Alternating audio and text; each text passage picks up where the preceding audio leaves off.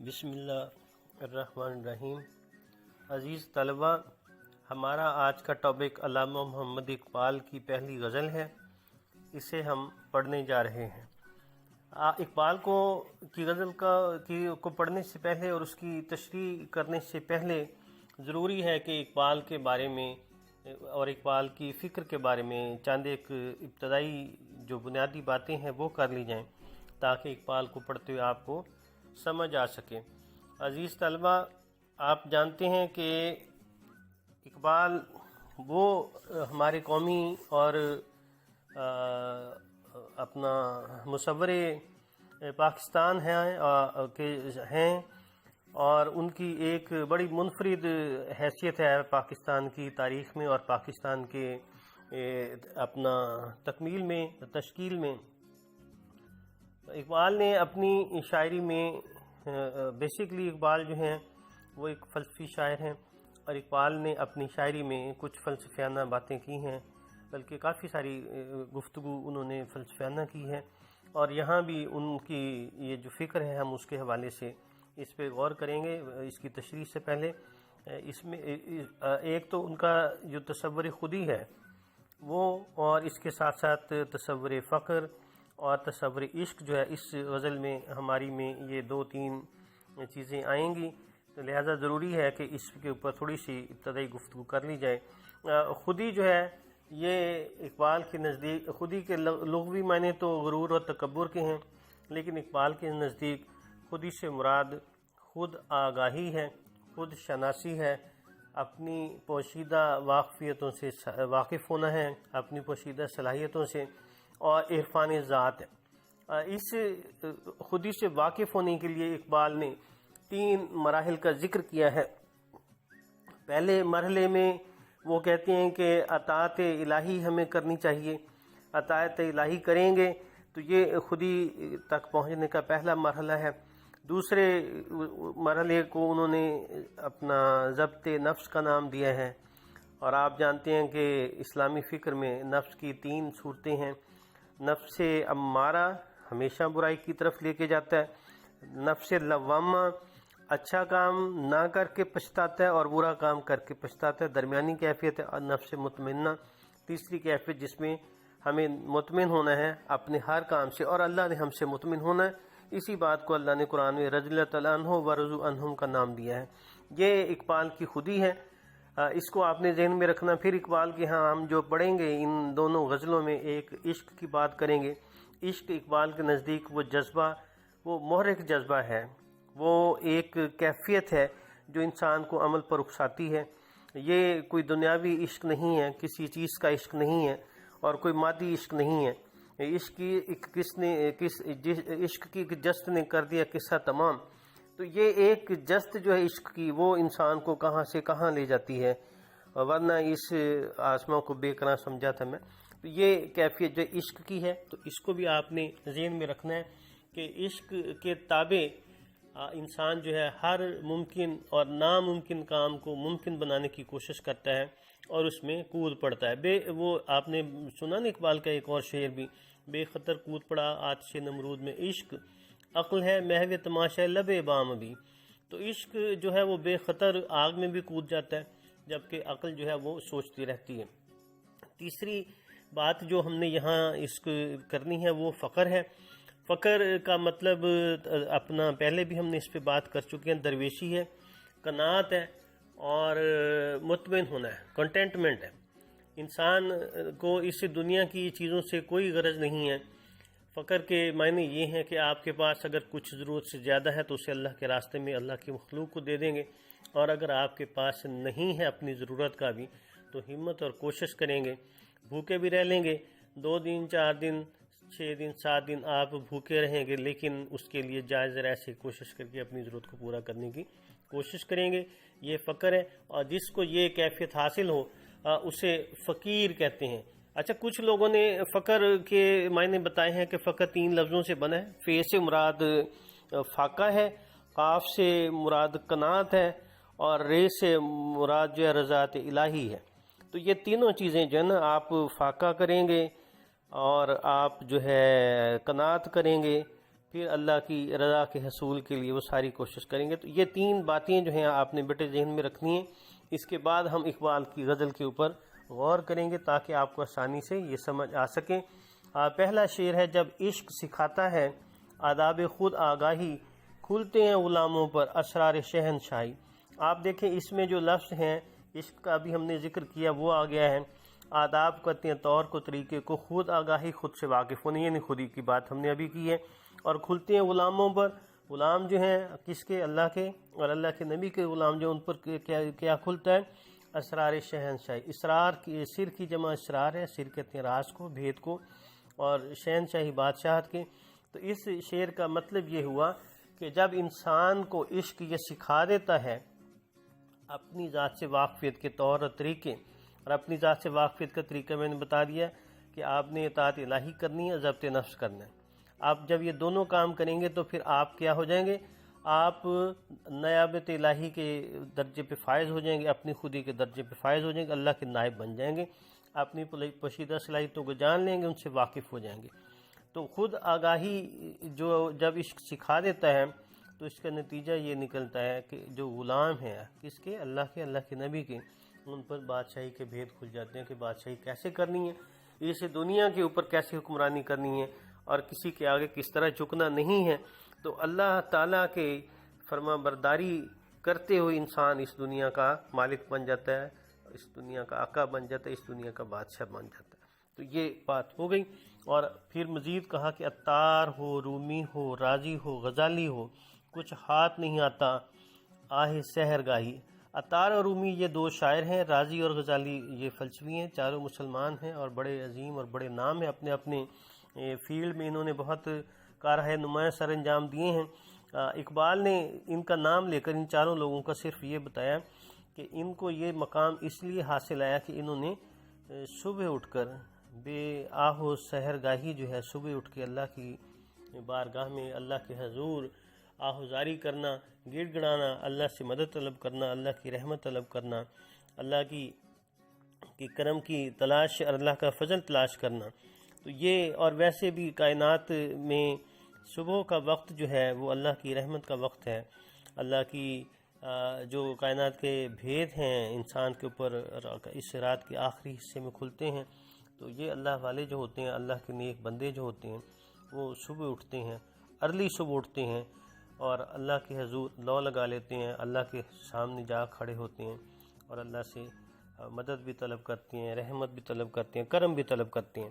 یوں پھر اللہ تعالیٰ ان کو ہمت توفیق دیتا ہے اور وہ کوشش محنت سے اس مقام پہ پہنچتے ہیں جب ہم ان کا سینکڑوں سالوں کے بعد بھی نام لیتے ہیں، اور وہ اسی طرح محسوس ہوتے ہیں جیسے ہمارے پاس ہو۔ یہ چاروں لوگ اسی بات کی علامت ہیں، اور اقبال نے یہی بتایا کہ صبح کی جو اہمیت ہے زندگی میں، اس کو ہمیشہ ذہن میں رکھنا چاہیے۔ وہ آپ نے پڑھا نا کہ ان نوجوانوں کی میری آہ سحر دی، صبح کی جو ہے نا سحر آہ جو ہے وہ عطا کرے اللہ تعالیٰ ان کو۔ تو یہ جگہ جگہ اقبال کی شاعری میں سحر کا اور ذکر ہے اور اس کی اہمیت کا ذکر کیا ہے۔ اگلے شعر میں اقبال کہتے ہیں، نو امید نہ ہو ان سے اے رہبر فرزانہ، کام کوش تو ہیں لیکن بے ذوق نہیں راہی۔ تو یہ شعر بھی اپنے اندر ایک وسیع مفہوم رکھے ہوئے ہے کہ قوم جو ہے ہندوستان میں بالخصوص اور تمام دنیا میں مسلمان جو تھے وہ راندہ درگاہ ہو چکے تھے، نکبت کا شکار تھے، پریشان تھے، زوال پذیر ہو چکے تھے اور اب مصائب اور علام کا شکار تھے۔ تو اقبال نے جب آنکھ کھولی 1857 کا ہنگامہ ہو چکا تھا اور مسلمان بری طرح جو ہندوستان میں اپنی معاشی اور اخلاقی اور مذہبی حیثیت کھو چکے تھے، تو اقبال نے جب یہ ساری صورتحال دیکھی ہے اور اپنے حوالے سے یہ کہا کہ اے رہبر فرزانہ، فرزانہ کہتے ہیں عقل مند کو، رہبر کہتے ہیں رہنما کو۔ نو امید کا لفظ وزن پورا کرنے کے لیے ویسے لفظ نا امید ہے۔ تو اے عقل مند رہنما، تم ان سے نا امید نہ ہو، کیونکہ کام کوش تو ہیں، کام کوشش کرنے والے لیکن بے ذوق نہیں ہیں، یعنی ان میں جذبہ کم نہیں ہے، جذبہ موجود ہے، جذبہ جو ہے وہ سو گیا ہے، سست پڑ گیا ہے، لیکن تمہیں ان سے نا امید نہیں ہونا۔ ایک وقت آئے گا کہ یہ قوم اسی اوج اور بام پہ پہنچے گی، اسی عروج کی بلندیوں پہ پہنچ جائے گی جس پہ ان کے آبا تھے، ان کے اسلاف تھے، لیکن اب وقتی طور پہ حالات کی وجہ سے یہ دب گئے ہیں اس لیے تمہیں گھبرانے کی ضرورت نہیں ہے، تمہیں پریشان ہونے کی ضرورت نہیں ہے اے رہبر فرزانہ اقبال، تم جو سوچ رہے ہو انشاءاللہ تعالی وہ ہوگا، اور یہ قوم پھر جو ہے آسمان کی بلندیوں کو چھو لے گی، ترقی یافتہ قوم اسی طرح ہوگی اور دنیا کو راستہ دکھائے گی، جیسا کہ ماضی میں انہوں نے دنیا کو ایک راستے پہ تہذیب و تمدن و ترقی کے راستے پہ ڈالا ہے، بالکل ایسا ہی ہوگا۔ تمہیں نا امید ہونے کی ضرورت نہیں ہے، گھبرانے کی ضرورت نہیں ہے، ڈرنے کی ضرورت نہیں ہے۔ اور اگلے شعر میں کہا کہ اے طائر لاہوتی، اس رزق سے موت اچھی جس رزق سے آتی ہو پرواز میں کوتاہی۔ یہ تصوف کے حوالے سے ایک لاہوت ایسا مقام ہے جس میں انسان اللہ میں اپنی ذات کو غرق کرتا ہے یا اللہ کے تابع ہو جاتا ہے یا اللہ کے اس قرب سے آشنا ہو جاتا ہے جب اسے کائنات کے سارے بھید اس کے سامنے آشکار ہو جاتے ہیں۔ تو یہ تصوف کی زبان میں لاہوت کہا جاتا ہے اس مقام کو۔ تو یہ بزرگوں نے اس کے مختلف مقام بنا رکھے ہیں۔ تو سالک اللہ کے راستے پہ، تصوف کے راستے پہ، فقر کے راستے پہ، طریقت اور کے راستے پہ چلنے والے شخص کو کہا جاتا ہے۔ تو طائر جو ہے پرندہ ہوتا ہے، یہاں پر اصطلاح تشبیہاً کہہ دیا گیا مرد مومن کو، مرد کامل کو طائر لاہوت۔ اے لاہوت کے پرندے، اے لاہوت کے مقام پر پہنچنے والے مرد مومن، اے لاہوت کے مقام پر پہنچنے والے مرد کامل، اے لاہوت کے مقام پر چلنے والے پرندے، تمہیں اس رزق کو نہیں لینا ہے بلکہ اس رزق پہ موت کو پہ ترجیح دینی ہے جو تمہاری پرواز میں کوتاہی پیدا کر دے۔ تمہاری پرواز میں جو رکاوٹ پیدا کرتا ہے ایسا رزق، تمہیں اس رزق کی کوئی ضرورت نہیں ہے، کیونکہ تمہاری پرواز بلند ہے اور تم نے حرام کھانا نہیں ہے۔ یہ بالکل شہین کا جو اقبال نے تصور دیا وہی بات یہاں بھی موجود ہے کہ شہین جو ہے وہ بلند پرواز ہے، اپنا آشیانہ نہیں بناتا، مردہ شکار کسی کا کیا ہوا نہیں کھاتا، اپنا شکار خود کرتا ہے، اپنی دنیا آپ پیدا کر، اگر زندوں میں ہے تو اپنی دنیا آپ پیدا کرتا ہے، ہر ملک ماست کے ملک خدا ماست پر۔ شاہین کا سارا ملک جو ہے اس کا ہوتا ہے، جہاں جی چاہتا ہے وہ اپنا ڈیرا اور بسیرا بنا لیتا ہے۔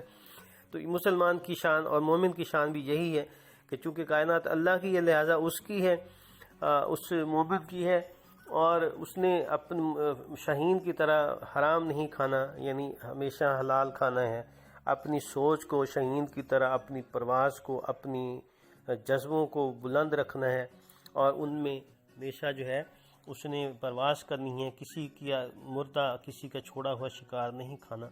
یہ ساری بات جو اس شعر میں اقبال نے بتانے کی کوشش کی ہے کہ ایسا رزق جس سے انسان کی پرواز میں کوتاہی آ جائے، اس کے مقصد کے اس کی منزل کے راستے میں اگر کوئی چیز رکاوٹ بنتی ہے اور غلط چیز رکاوٹ بنتی ہے تو اس کو آپ نے چھوڑ دینا، بلکہ اس پر موت کو ترجیح دینی ہے۔ دارو سکندر سے وہ مرد فقیر اولا، مرد فقیر اولا، دارا ایران کا بادشاہ، سکندر یونان کا بادشاہ، دونوں نے اپنی اپنی عظیم سلطنتیں قائم کی ماضی میں اور دنیا پہ اپنی بادشاہت کا سکہ بٹھا دیا، لیکن اقبال نے کہا کہ ان دونوں بادشاہوں سے وہ مرد فقیر کس کو، میں نے ابھی ہم نے بات کی تھی سٹارٹ میں، فقر جس کے پاس ہے، فقر کا مطلب آپ کو بتا دیا، قناعت ہے، ٹھیک ہے، درویشی ہے، استغنا ہے، تو اللہ کی رضا ہے، فاقہ کشی کرتے ہوئے اللہ کی رضا حاصل کرنا ہے۔ تو ان تمام ایسے بادشاہوں سے وہ مرد فقیر اولا ہے، اعلیٰ ہے، بہتر ہے، وہ جس کی فقیری میں، یعنی جس کے فقر میں بوئے اسد اللہ، اسد اللہ آپ جانتے ہیں حضرت علی رضی اللہ عنہ کا لقب ہے، بو کہتے ہیں خوشبو کو، تو یعنی وہ فقیر، وہ مرد مومن، وہ فقر کا حامل شخص جو حضرت علی کی صفات کا حامل ہے، حضرت علی کے طریق پر چلنے والا ہے،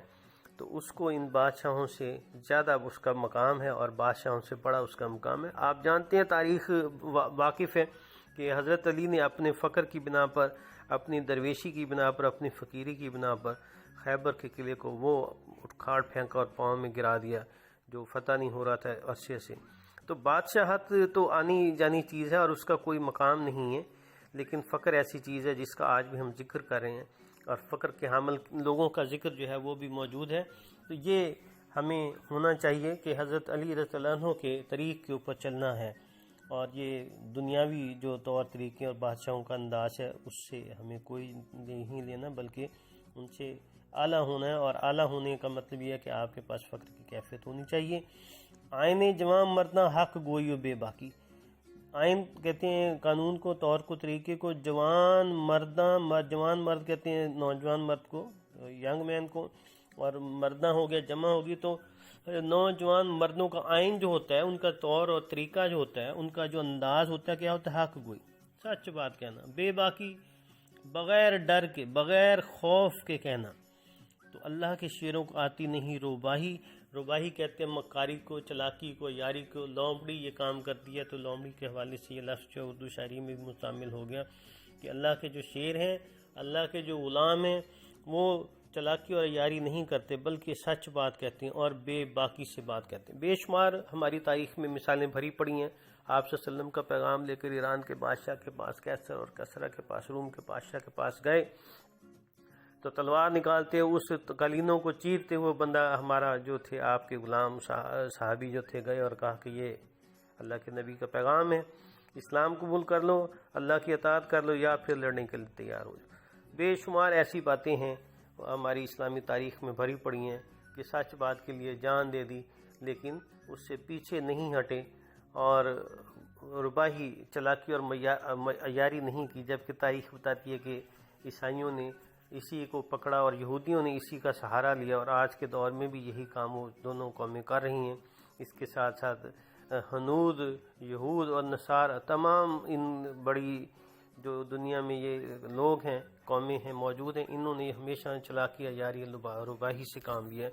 لیکن مسلمانوں کے ہاں ایسا کوئی انداز نہیں، نہ انہیں تعلیم دی گئی ہے بلکہ انہیں سچ کی تعلیم دی گئی ہے، اور سچ کا مفہوم جو ہے وہ بتا دیا گیا ہے کہ یہ کتنا ضروری ہے، اس کے علاوہ زندگی میں کوئی چلن نہیں ہو سکتا، لہٰذا اسی کے اوپر زندگی گزرے گی۔